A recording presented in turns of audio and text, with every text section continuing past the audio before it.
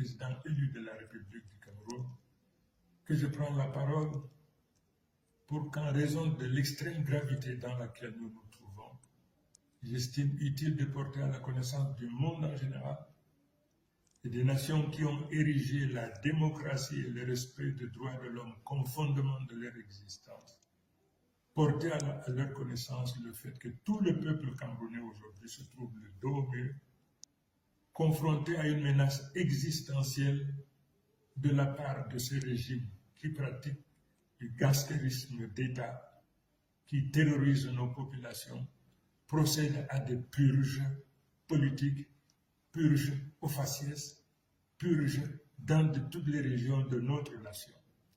Une situation inacceptable, intolérable, dès lors qu'en dehors de toute procédure judiciaire, des dizaines, des centaines, des milliers de Camerounais sont arrêtés, incarcérés, persécutés.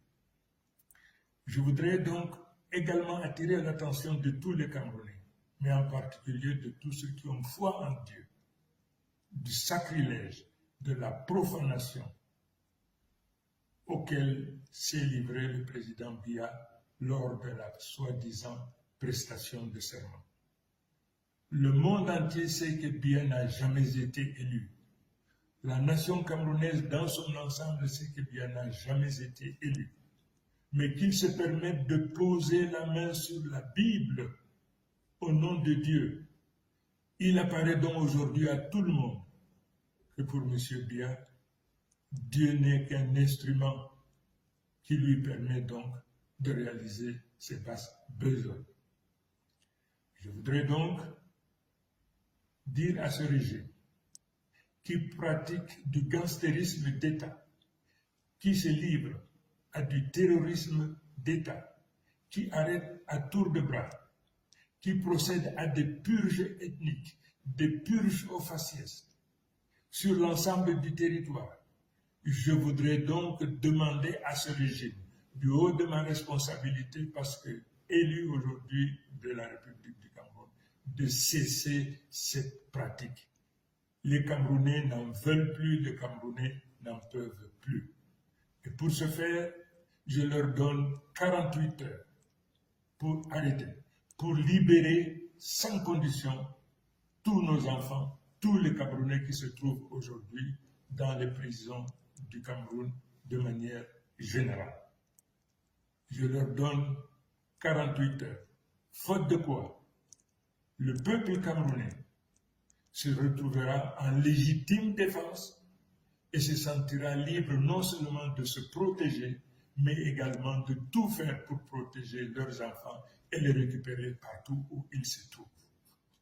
Voilà l'information cardinale que je me devais de porter à la connaissance de tout un chacun, mais en particulier, une fois de plus, le divorce désormais qu'il y a entre le président Biya et les religieux, quelle que soit leur obédience. Je vous remercie. Bonjour les enfants, c'est papa. Mon mur est un asile psychiatrique à ciel ouvert et ma salle d'attente est toujours bondée. Excusez-moi les enfants, c'est important. Bienvenue à la clinique les enfants.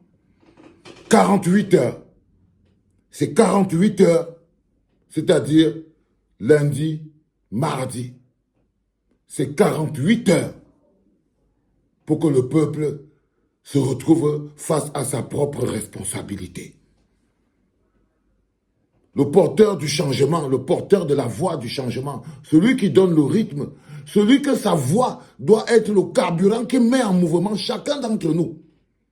Parce que chaque mot qui sort de la bouche de Issa Chiroma Bakari doit être un mot qui est poursuivi des actes des mots qui ont été posés, qui ont été prononcés. Chaque mot qui a été prononcé doit être transformé en acte.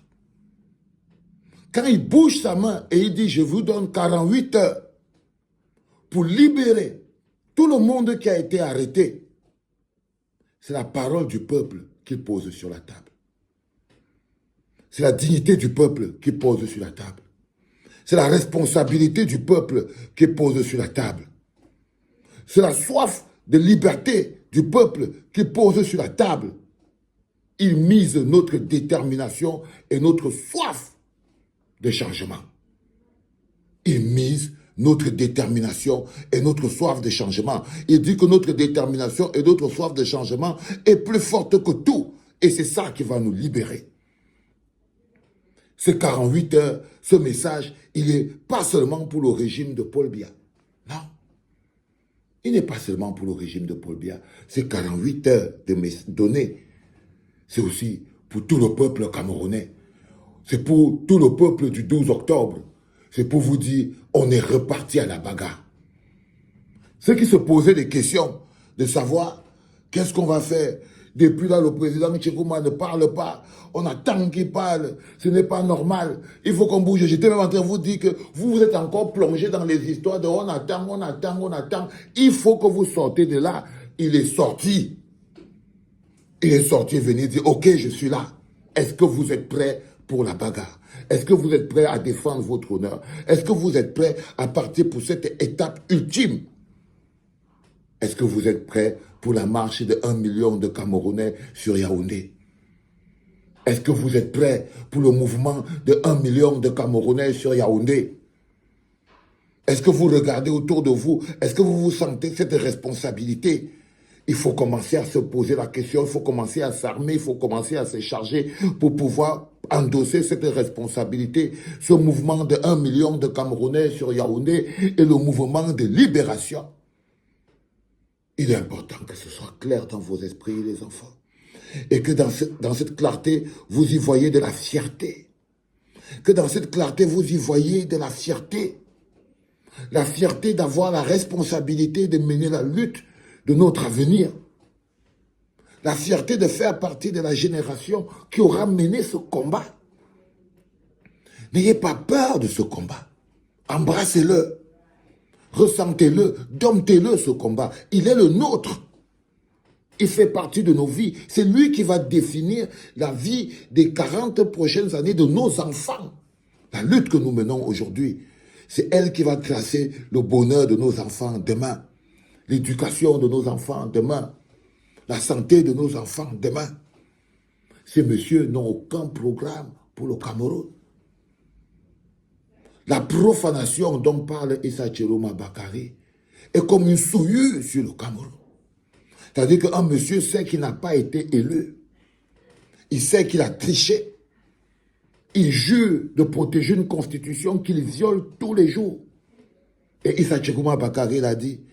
Pour Paul Biya, Dieu n'est qu'un instrument pour sa forfaiture. Pour Paul Biya, Dieu n'est qu'un instrument pour pouvoir pratiquer sa forfaiture. Il n'a même plus le respect.